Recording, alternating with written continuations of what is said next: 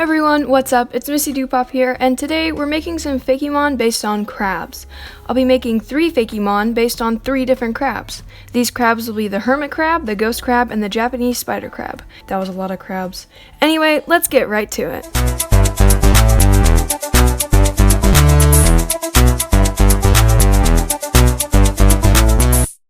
Before we started this, I wanted to thank the person who inspired this whole video. A couple weeks ago, I had an awesome conversation in the comment section of one of my videos.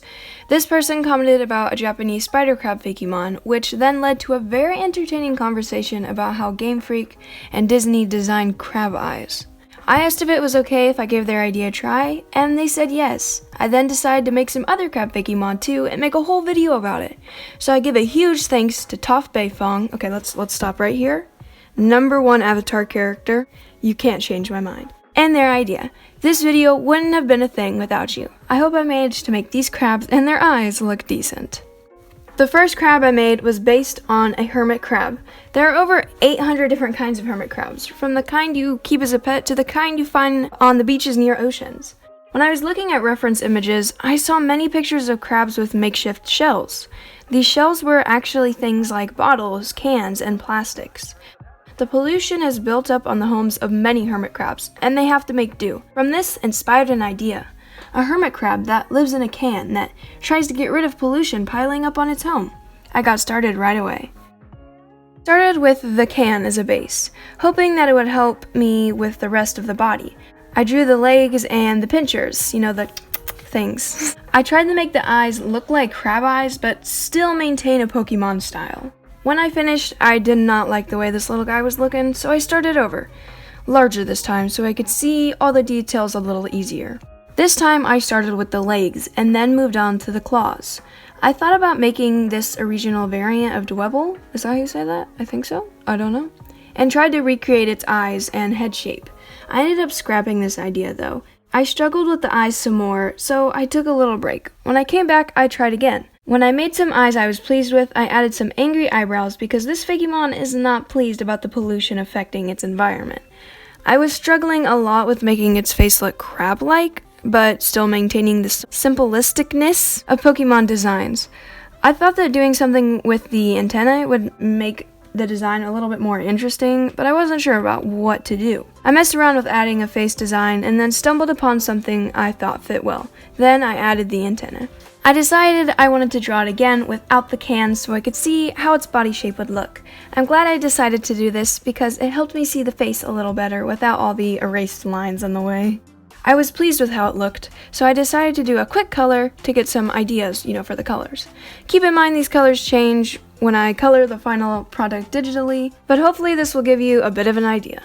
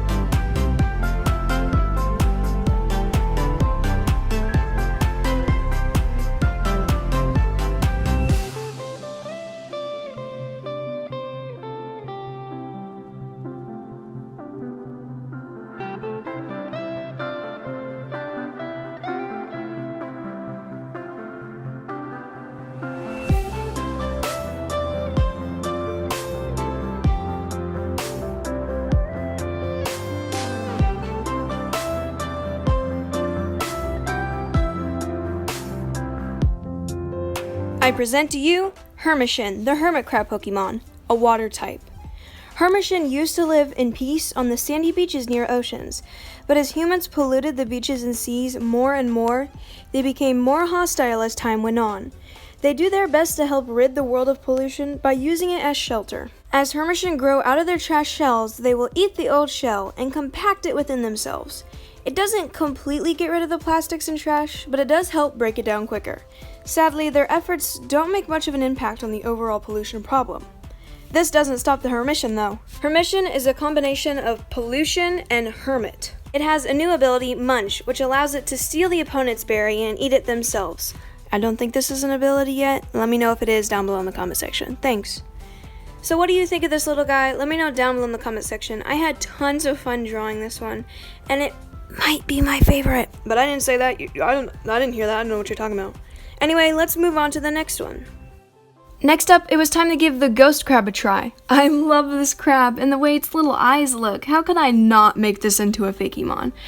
This Fakemon specifically is based on the horned ghost crab, which looks even better. I mean, come on, look at this thing. I thought I would take the name literally and make it a ghost-type crab Fakemon. The first thing I did was try to turn it into a ghost, give it the traditional cliche ghost tail floaty thingy. I had no idea what to do for this design and I was struggling. I quickly decided, to be frank, that I kind of hated how this was looking. I decided to learn more about the ghost crab before I tried again, which is something I do sometimes. It just helps. While doing some research, I learned that ghost crabs burrow underground in the sand. Then, the idea struck me. This crab would be deceiving. It would live underground and somehow trick those around it into coming underground with it. I decided that since this was a ghost type, let's incorporate death into the design a little more. A gravestone or a tombstone. Ghost crabs typically have one larger claw and one smaller claw. So I decided that the larger claw of this Fakemon would stick above ground, acting as a decoy gravestone to lure unsuspecting trainers in. It pokes its eyes out to burrow and spy on its surroundings, and when a trainer comes too close, snap! The other claw snaps down and the trainer is caught. Oh, how the tables have turned. I hope I explained that well. Sorry if it's a little confusing. I did my best. I got to work on its above ground form. I made the larger claw comedically large. I was struggling with the body shape, but after I figured it out and the feet out, I added the other claw. I then added its expression. This guy's a little jumpy fella, so I gave him a worried, anxious expression, hoping to give him a little character. I wanted the rest of the body to look like a skull, trying to incorporate that ghost type more. So I added dark circles under the eyes. They were supposed to act like the eye sockets of a skull. Then I scrapped that but added nostril-like designs above its mouth. I liked how the design looked and was worried that if I tried to do any more, I would end up doing too much to the design, making it cluttered and cramped. I then did some quick coloring. Similar to the last Fakemon, these colors will change when I do the final digital version.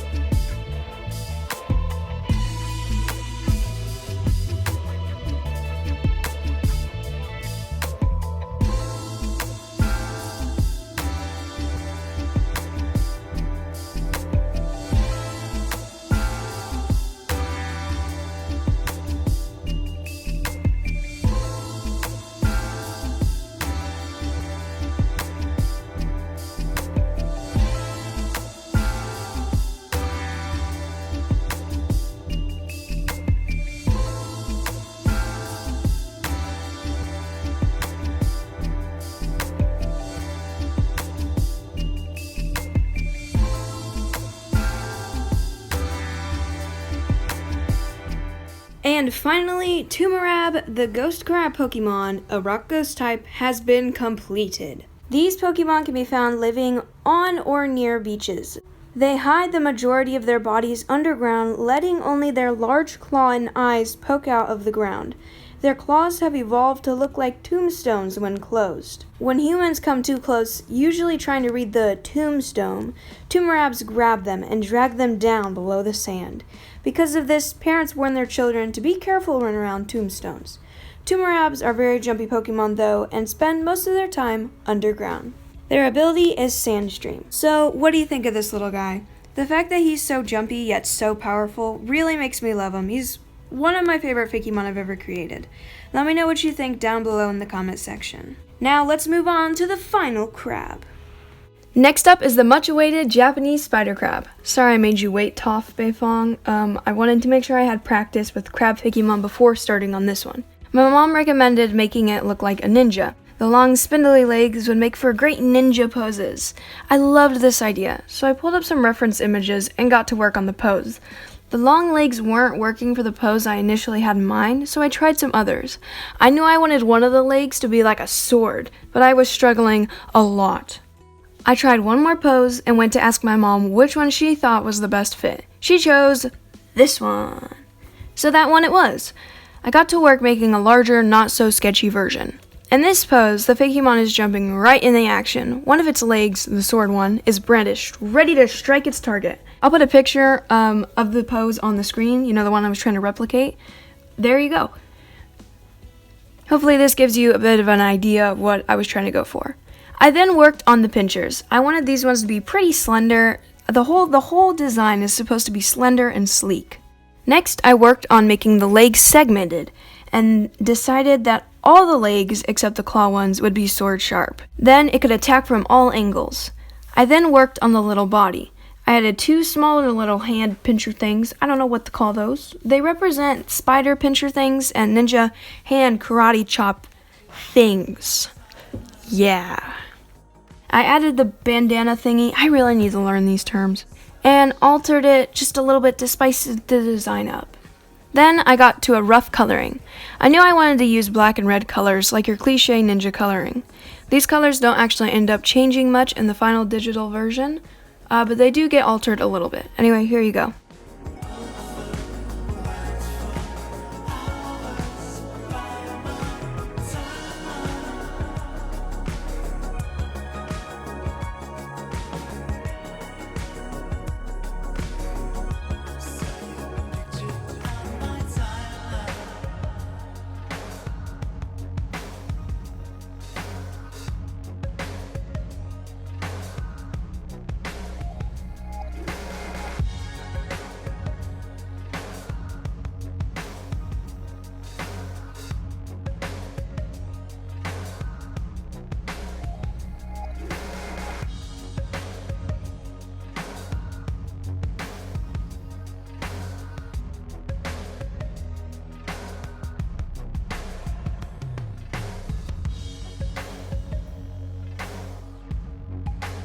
This is Spinja, the spider crab Pokemon, a dark type.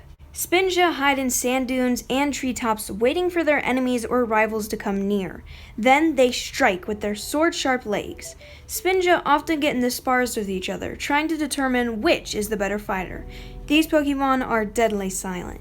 People say if you have the feeling of being watched, this Pokemon is nearby, waiting to strike.